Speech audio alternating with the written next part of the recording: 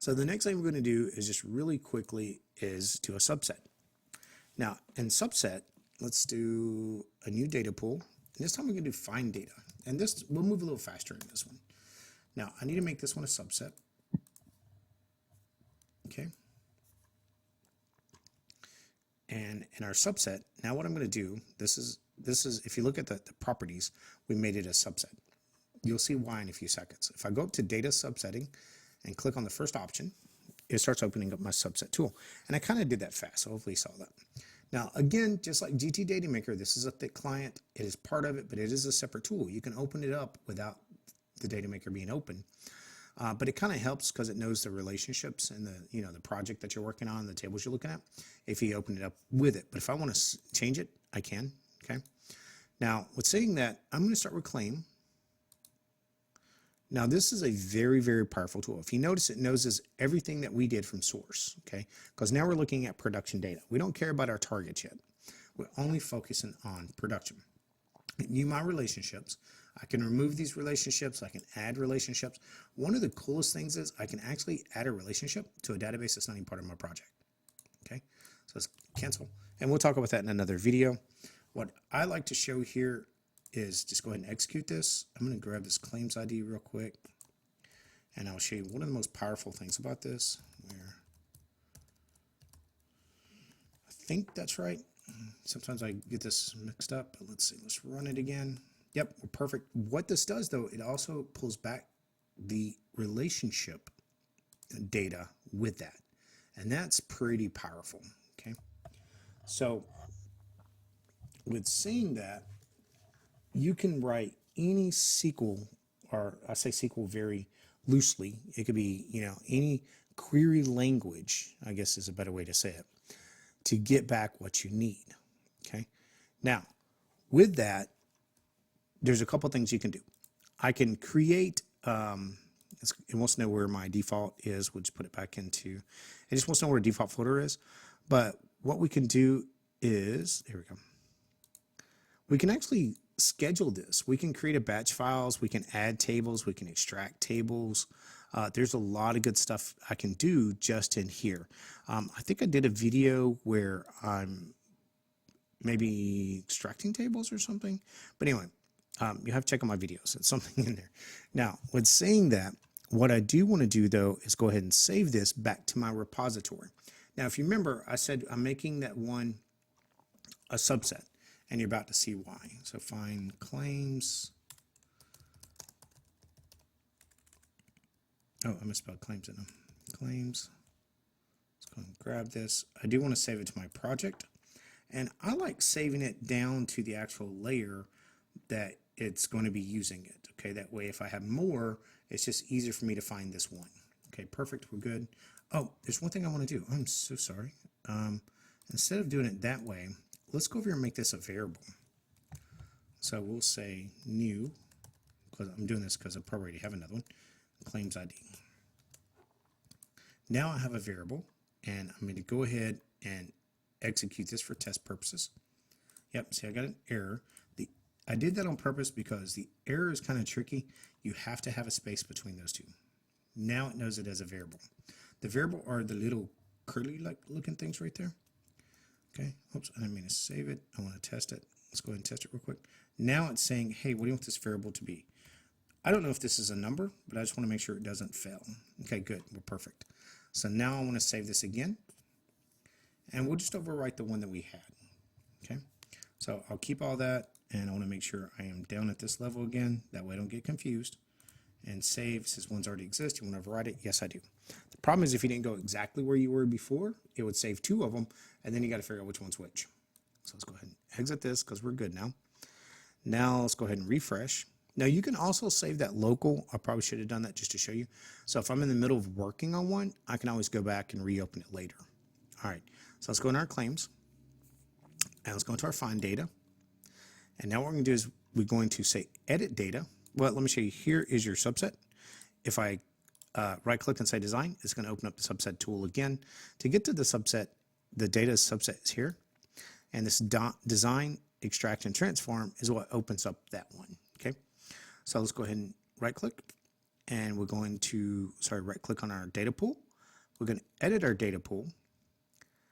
And this time we're going to use the subset. Now I'll do the cloning in a few minutes, but right now I want to do subsetting. And I'll do fine. The cloning will be the last thing we do, because I know this video is getting pretty long. But I'm going to go ahead and create. Oops.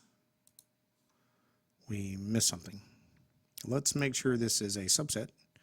So let's go to data pool properties, subset, save. Okay.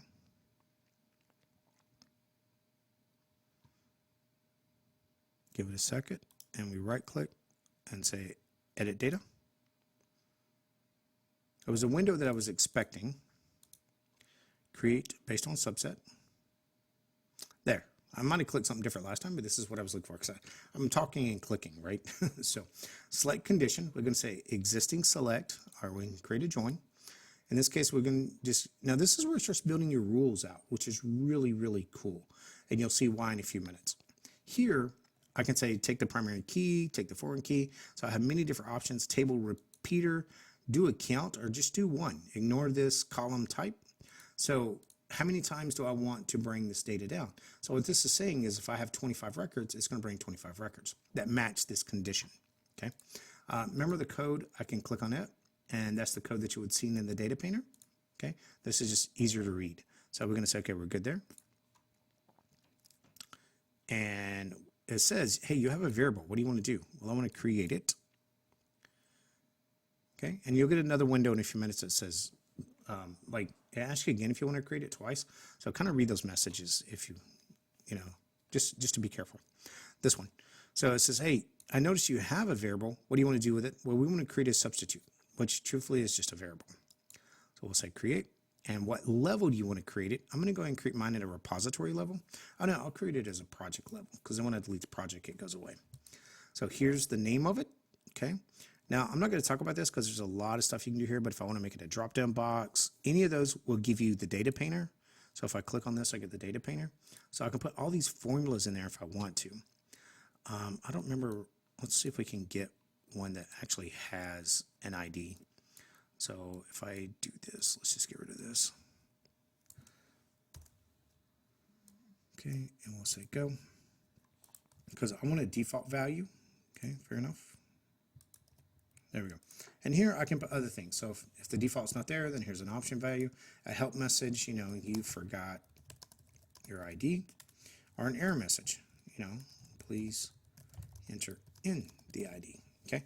I can also say resolve this prior to publishing. Normally we'd want to, but it's going to by nature in this case. You'll see why in a few minutes. Or do I want to resolve it per published row? So each row. So maybe I'm updating this as it's being published, right? Which is pretty cool. All right, so let's go ahead. Oh, and your types, I can change the type string. I can force it to be a number. These are kind of like your data types, but I just always like to keep it as a string. I'm not sure why. I just always have.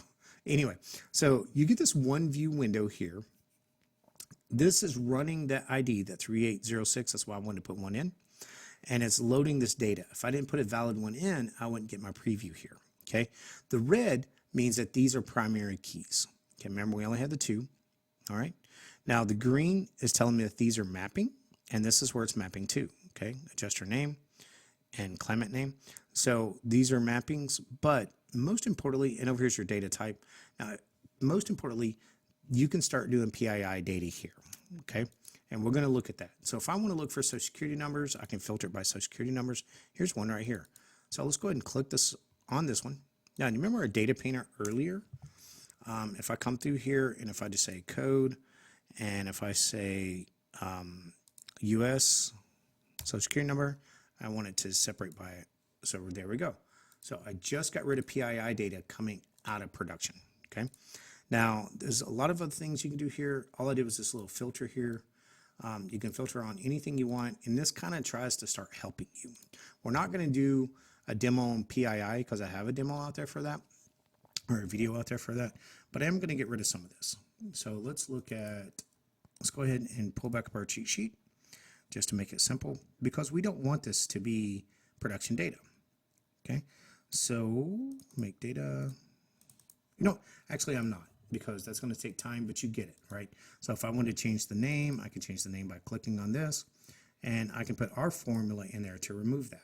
Okay, so let's go ahead and just save this. Even though we just changed the social security number, we're going to say save. This, after you save it and you close this, you'll get a window that you're used to. Okay, for sake of the video, I'm not going to do that unless somebody asks me to, but it's pretty common sense. Once I click on this, well, it's based off common sense, what you've already seen. This is the same view you see earlier. I can make the same changes here. Okay, it's that simple. And we're going to do that in our copy. That's why I kind of want to rush this. Now, before I can import this, because I will have dupes, I need to delete this data. And this is another reason I like using this tool, because I can do multiple things at once across multiple databases. Like if this was Oracle and SQL, I could run multiple queries. Okay, so let's go ahead and just run this. Yes, I approve. Okay, so now our data should be blank. Let's go ahead and clear these out. Okay, go ahead and just Control Z to put those back.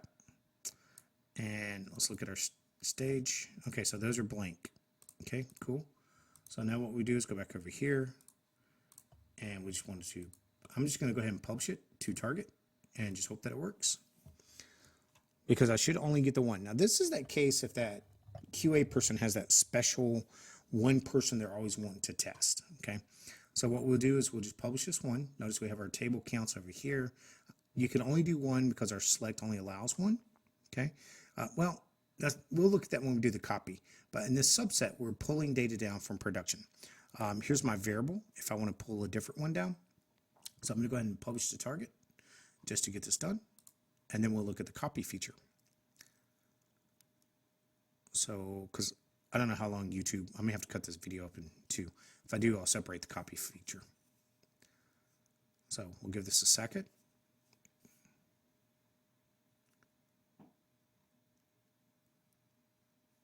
Okay, it's almost there.